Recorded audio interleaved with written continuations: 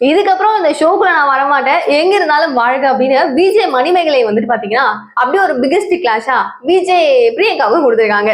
So clash between இவங்க 2 பேருக்கும் நடுவில் என்ன நடந்துச்சு அப்படின்றத பத்தி இந்த வீடியோல பார்க்கலாம். ஸோ நீங்க பார்த்துட்டு இருக்கிறது கல்கா நியூஸ் அண்ட் நான் தீபிகா. இந்த விஷயம் வந்து ஐயோ அப்படின்னு மனமலையா அடிச்சுக்கிற மாதிரிதான் இருக்கு. ஸோ இப்போ மணிமேகலை மட்டும்தான் ஃபர்ஸ்ட் வந்துட்டு இதுக்கெல்லாம் இஷ்யூ இருக்கு, பிரியங்காவால் நான் பாதிக்கப்பட்டிருக்கேன்னு சொல்லியிருக்காங்களா? கிடையவே கிடையாது. இதுக்கு முன்னாடி நிறைய பேர் சொல்லியிருக்காங்களாம், லைக் இவங்க வந்ததுனாலதான் எங்களுக்கு வந்துட்டு எங்களோட கெரியரே போச்சு, அடிச்சு திம்சம் பண்ணிட்டாங்க அப்படின்ற மாதிரி சொல்றாங்களாம். பட் அவங்களுக்கு ரொம்ப க்ளோஸா இருக்கிற மாக்கப்பா மட்டும் தான் தப்பிச்சிருக்கிறாரோ அப்படின்னு ஒரு கேள்வியும் இப்போதைக்கு எழுந்திருக்கு. பொதுவா யோசிச்சு பாருங்க, பிரியங்காக்காக வந்து ஒரு ரசிகர்கள் கூட்டமா இருக்கும் நிறைய இல்ல, ஆனா மணிமேகலுக்கு அவங்கள விட இவ்வளவு ஜாஸ்தியான்ற மாதிரி இன்னைக்கு பேச்சுல சோசியல் மீடியாவே கொந்தளிக்குதுன்னா பாத்துக்கோங்களேன். ஏங்க, ஒரு நார்மலா ஒரு ரொம்ப சாதாரணமா ஒரு ஆங்கரிங் போஸ்ட் தான் அது. அந்த போஸ்ட்ல இருக்கிற ஒரு பொண்ணை உங்க இன்ஃப்ளூயன்ஸை யூஸ் பண்ணி எப்படியெல்லாம் தாக்கி அந்த பொண்ணை எப்படி அங்கிருந்து புடுங்கி வெளில துரத்தலான்னு ட்ரை பண்ணிட்டு இருக்கீங்க.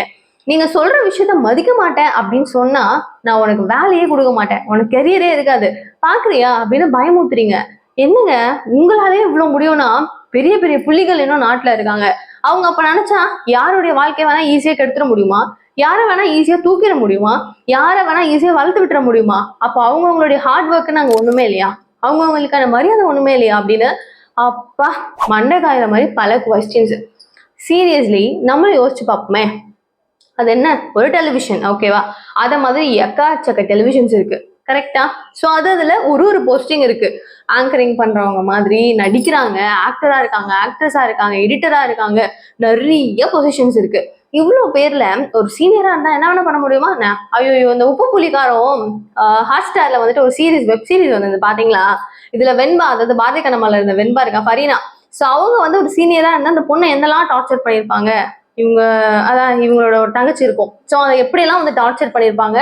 அவங்க அண்ணியா அந்த பொண்ணு கடைசியில வரும்போது இது ஒரு பெரிய மாற்றா வந்து அவங்க அந்த பொண்ணு சொல்லிக்கிட்டே இருக்கும். என்னை வந்து பாடி ஷேமிங் பண்ணாங்க, ஒரு சீனியர் என்னை வந்து ரொம்ப இன்ஃப்ளூயன்ஸ் பண்ணா, அண்ட் ஆஃபீஸ்க்கு வந்ததுக்கு அப்புறம் கூட இப்படி பண்ணாங்க. ஸோ இந்த மேட்டரை பார்க்கும்போது அந்த மேட்டர் தான் ஆக்சுவலி ஞாபகம் வந்துச்சு.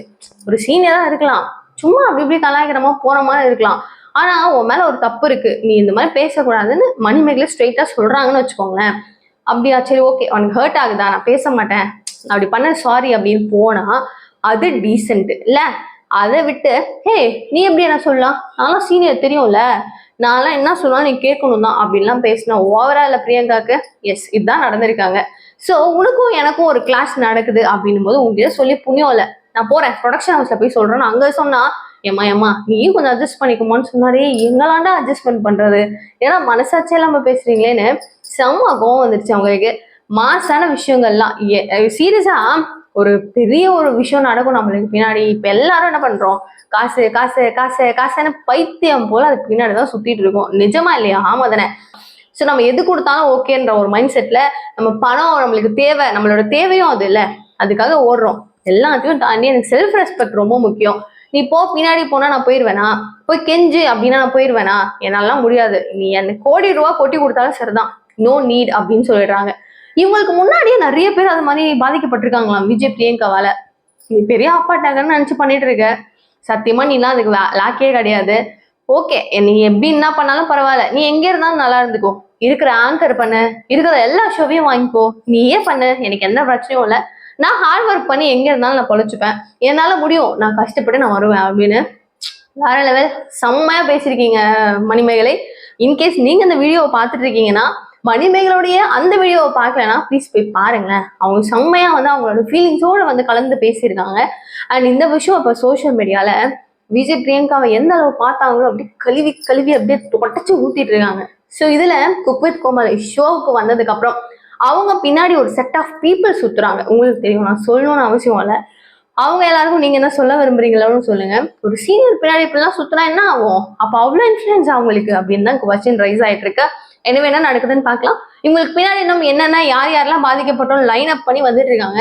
ஸோ எவ்வளவு பேர் வராங்கன்னு கவுண்ட் பண்ணி டோட்டலா இன்னொரு வீடியோல மிஸ் பண்ணாம போடுறேன். ஸோ இந்த மாதிரி நிறைய தகவல்கள் தெரிஞ்சுக்க சேனலை சப்ஸ்கிரைப் பண்ணிக்கோங்க. தேங்க்யூ ஸோ மச் ஃபார் வாட்சிங். பாய்.